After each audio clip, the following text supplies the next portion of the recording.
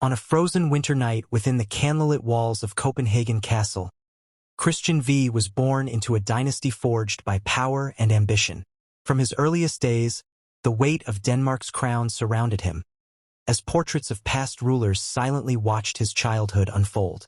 Raised not in comfort but in strict discipline, the young prince walked palace corridors beside stern tutors, learning that duty outweighed desire. In quiet studies filled with maps and heavy books, his mind was shaped for command, while his father taught him a single truth of monarchy, that power must never be shared. Before wearing the crown, Christian learned to observe, standing silent in council chambers as nobles debated, absorbing the language of authority. His journeys across Europe refined him into a true continental monarch, exposing him to courts, cultures, and rival powers. Then death opened the path to destiny, as his father's final breath called Christian to the throne. In the sacred halls of Frederiksborg Chapel, the crown was placed upon his head, marking the rise of Denmark's absolute king. Seated upon a golden throne, Christian V ruled without limits, strengthening his reign through marriage to Queen Charlotte Amalie and presenting himself to the people as the living symbol of royal authority. Yet peace never satisfied his ambition. In war chambers filled with maps and shadows, he planned campaigns that would define his rule. On smoke-filled battlefields, he rode beside his soldiers, choosing danger over distance, until cannon fire tore through the ranks and men fell at his side. Proof that every victory under King Christian V was paid for in blood. The war finally closed not with triumph but with signatures, as Christian V placed his seal upon a peace that brought no glory, only silence after bloodshed. When he returned through the streets of Copenhagen, the people welcomed their king home, seeing not defeat but endurance in his presence. Turning away from the battlefield, Christian V focused his strength on law and order, reshaping the kingdom through firm reforms. At his writing desk, with steady hand and unyielding will, he finalized the Danish law, creating a legacy stronger than any victory won by force. In courtrooms across the realm, justice took form under his authority, and order became the foundation of daily life. Trade expanded through Copenhagen's busy harbor as ships arrived from distant shores, filling the kingdom with wealth and movement. Stone and labor rose in his name as castles and buildings took shape, each wall carrying his ambition into the future. In glittering ballrooms, power was displayed in splendor, reminding all who ruled and who served.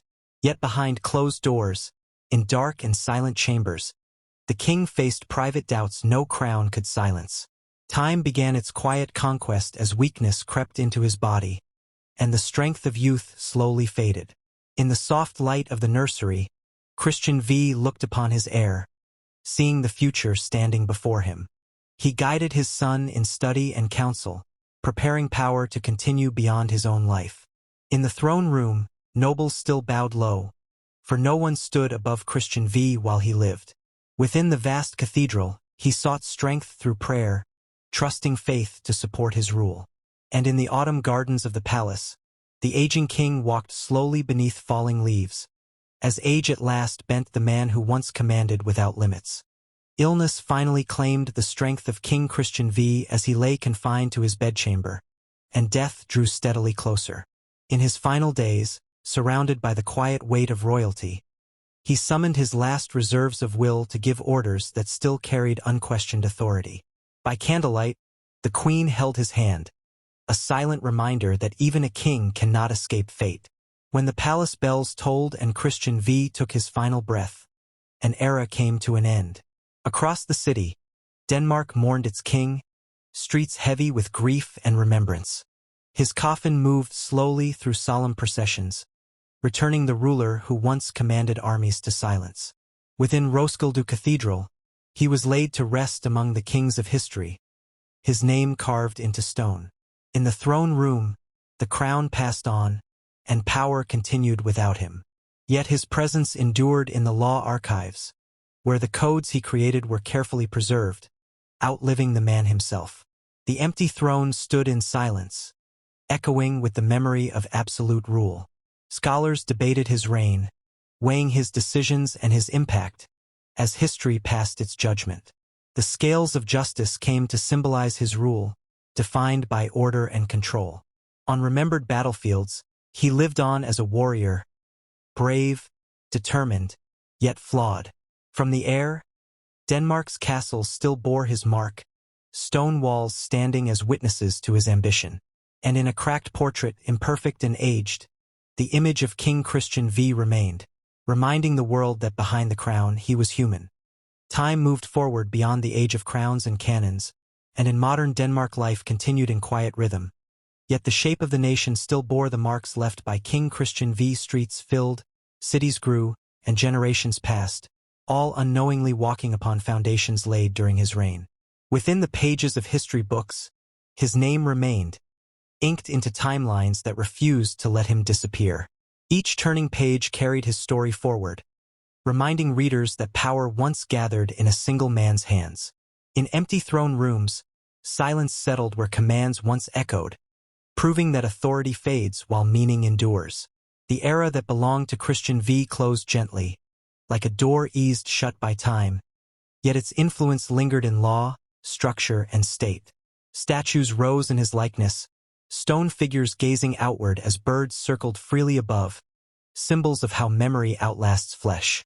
In dark corridors of old palaces, shadows stretched and thinned, as if even the idea of absolute power eventually dissolved into nothingness. Classrooms replaced courtrooms, and his name appeared not in decrees but on blackboards, taught as a lesson rather than obeyed as a command. The Danish flag waved in steady motion, linking king and country across centuries, suggesting that while rulers pass, the nation remains.